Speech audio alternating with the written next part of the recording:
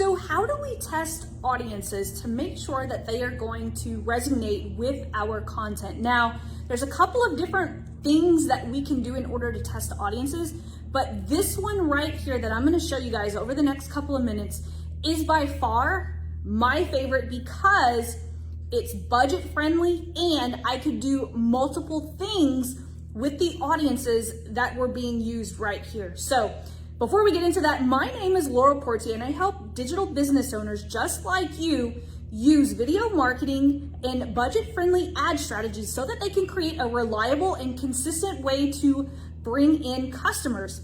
And my promise to you is in every single episode of Video Marketing Secrets, I'm going to give you one thing that you can easily implement that's going to give you edge over your competition. And today, we're going to talk about the strategy that I personally use in order to test audiences. And this is something that I use within my own ad account.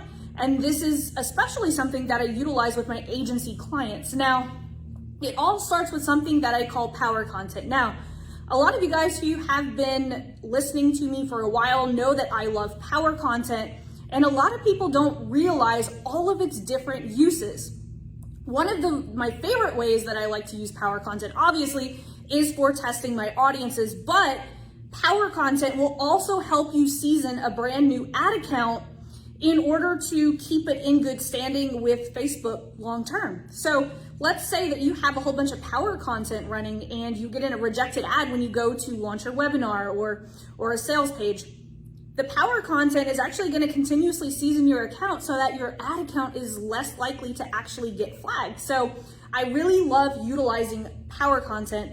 And through all of the hoopla that's been happening over the last several weeks, power content is actually something that has really kept my clients' accounts going.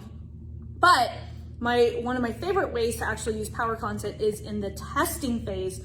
And so I'm going to show you guys how I do that. And it all starts with a single power content video. Now, it's super important that this power content is actually 3 to 5 minutes. We don't want it to be shorter. We don't want it to be longer. And the reason being is the way that we're actually going to test whether this audience is resonating with our content is by how long they watch. So if it's shorter than 3 minutes, then it's probably not long enough to give us any good data. And if it's too long, the same thing, right? Because the longer the video, the more percentage that, like if it's 25% of a 10-minute video, it's going to be totally different as far as minutes watched than a 5-minute video, right? So the way that I'm going to start testing this is I'm going to create one piece of power content, okay? A lot of you guys who are watching this are familiar with my 3-tiered power content strategy. Well, this has everything to do with that first video.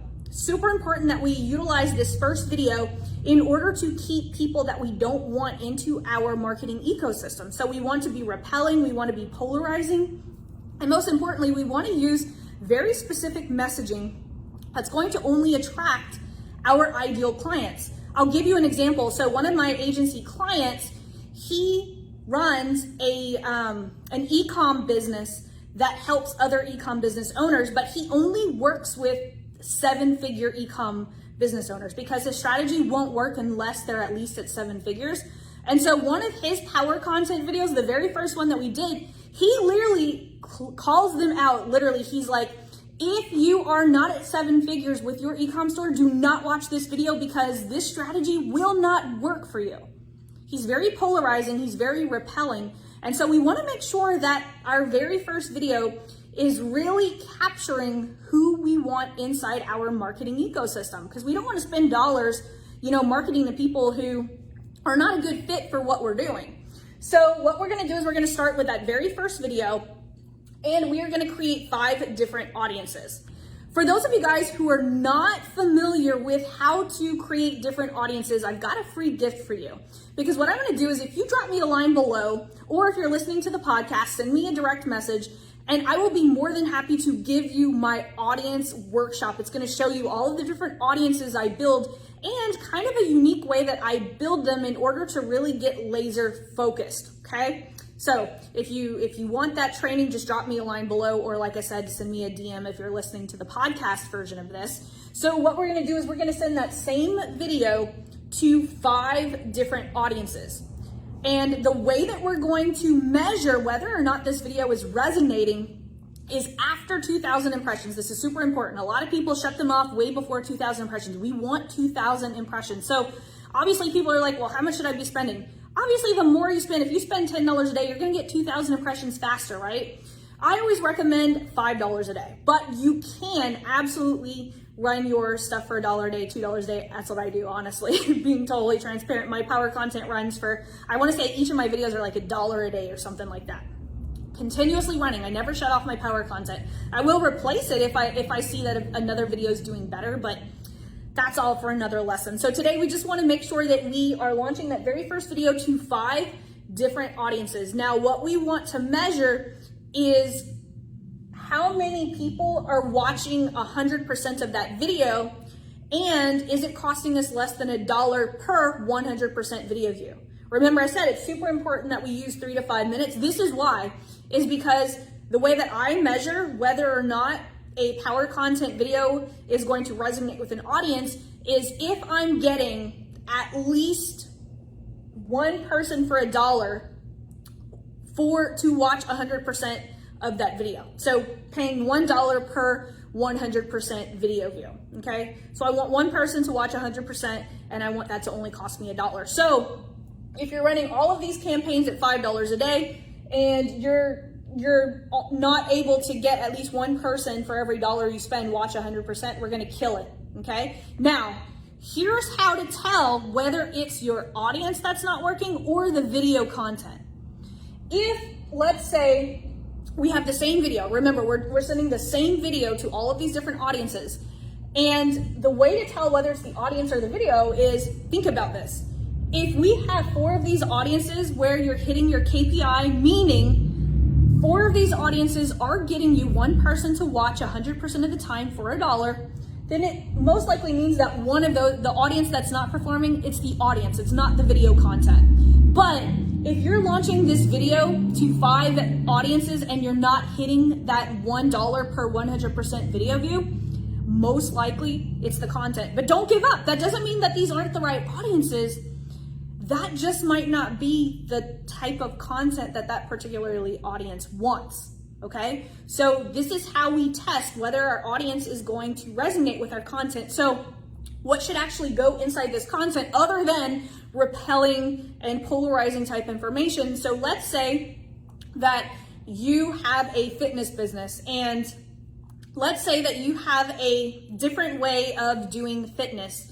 And it's not about counting calories, it's not about counting macros, but what you're gonna wanna do is you're actually going to want to say that in your first video so that people who are watching this video are gonna be interested in buying your offer later on. So we wanna be completely, totally repelling. You want to make sure that if you're attracting that type of person, that you're actually going to use this targeting and test whether or not they want that type of content. So that is how I personally use power content in order to test my audiences. This is something that I run before I run any email marketing, lead magnet, webinars and stuff. It's not because, and this is a common misconception, that people think that I run power content and create warm audiences to send to an offer. That's not true.